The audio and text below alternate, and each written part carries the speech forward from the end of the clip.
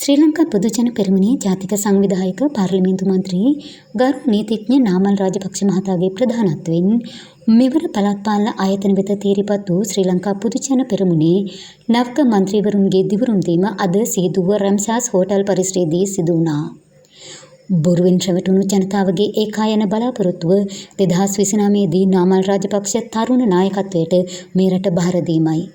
ඒකායන පැතුම ඉටු කරන්නට ගම්මට්ටමින් ජනතාව ඒකරාශී කිරීම මේ නවක මන්ත්‍රීවරුන් වෙත පැවරුණු ප්‍රමුඛ වගකීමයි.